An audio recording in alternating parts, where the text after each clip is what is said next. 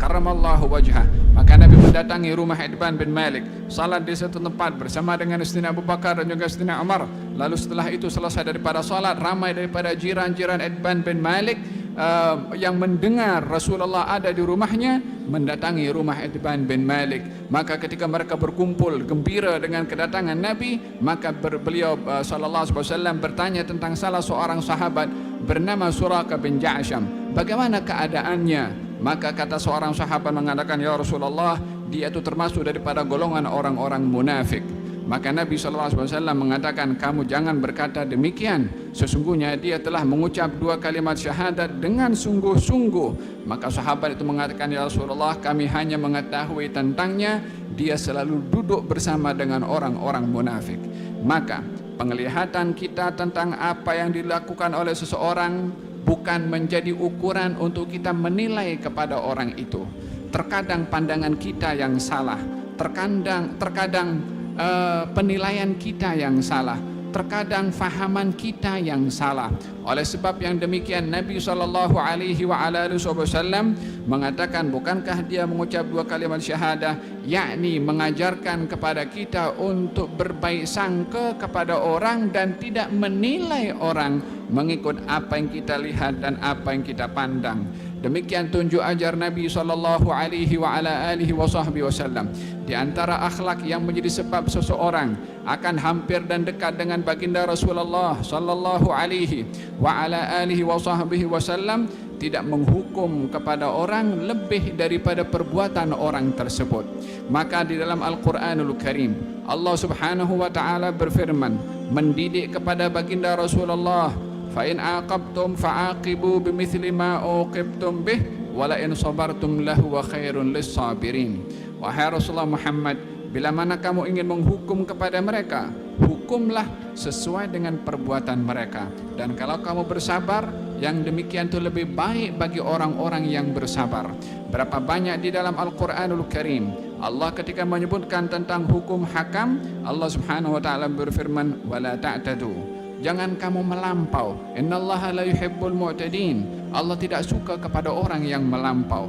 Yakni bila mana berhadapan dengan seseorang yang berbuat salah dan bila mana ingin dibalas kesalahan itu dengan hukuman, biarlah hukuman itu tidak melebihi daripada kesalahannya. Menghukum orang lebih daripada kesalahannya adalah menghukum kezaliman dengan kezaliman juga, atau menghukum kezaliman dengan kezaliman yang lebih disebabkan oleh karena orang itu berbuat jahat, hukumannya adalah lebih besar daripada kejahatan yang dilakukan.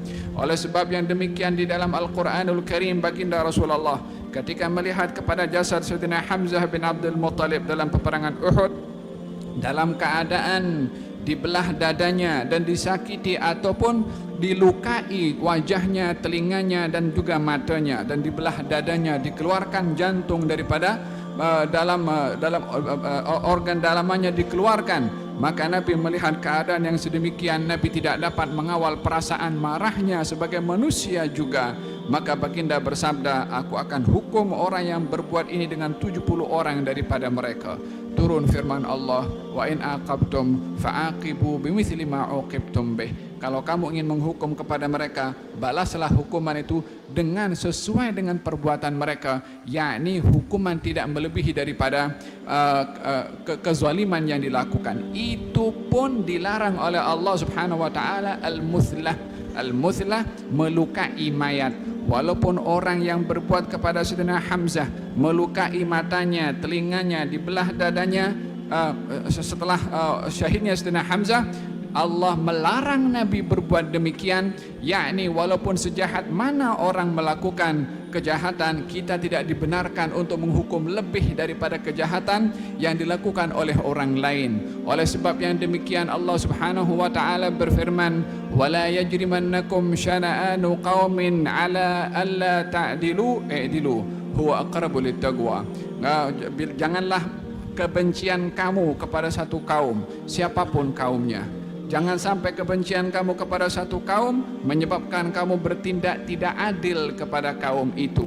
Adillah, sesungguhnya yang demikian atau keadilan itu lebih hampir membawa kamu kepada ketakwaan. Sehingga di dalam konsep seperti ini baginda Rasulullah sallallahu alaihi wa ala alihi wa sahbihi wasallam ketika didatangi oleh seorang sahabat bernama Nu'man bin Bashir mengatakan kepada baginda Rasulullah sallallahu alaihi wasallam, ya Rasulullah, saya mahu engkau menjadi saksi kepada saya untuk saya memberikan hadiah hamba sahaya kepada salah seorang daripada anak saya.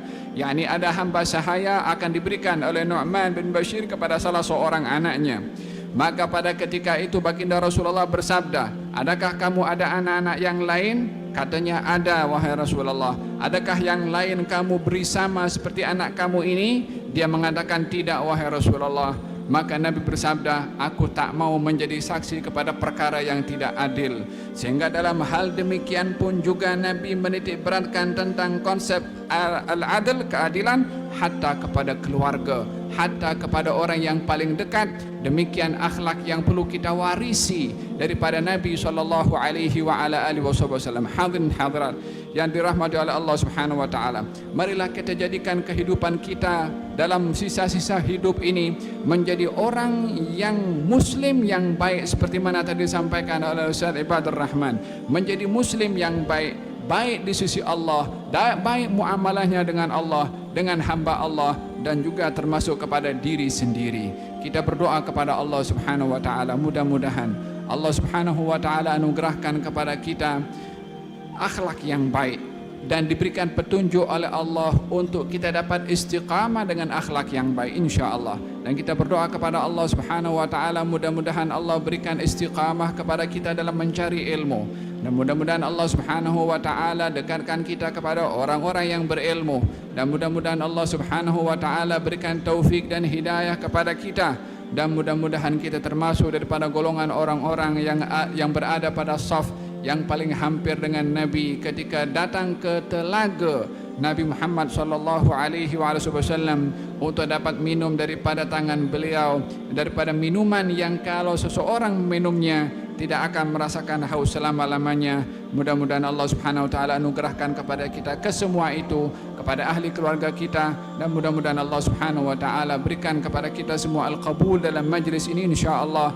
Mudah-mudahan dikuatkan hubungan kita dengan Allah, makin hampir dengan Allah melalui zikir, dan juga makin hampir dengan Nabi sallallahu alaihi wasallam melalui salawat kita, dan juga peneladanan kita dengan akhlak Nabi Muhammad sallallahu alaihi wasallam. Mudah-mudahan Allah angkat darjat para asatidzah yang hadir bersama dengan kita, Al-Ustaz Ibadur Rahman, Syekh Abdul Khaliq As-Suwadi, dan juga Al-Ustaz Muhammad Bashir Al-Azhari hadir bersama kita. Ramai lagi daripada kaum muslimin dan muslimat, pada kalangan asatidzah. Mudah-mudahan Allah Subhanahu wa taala angkat darjat mereka di sisi Allah Subhanahu wa taala. Wa sallallahu ala sayyidina Muhammadin wa ala alihi wasallam. Alhamdulillah.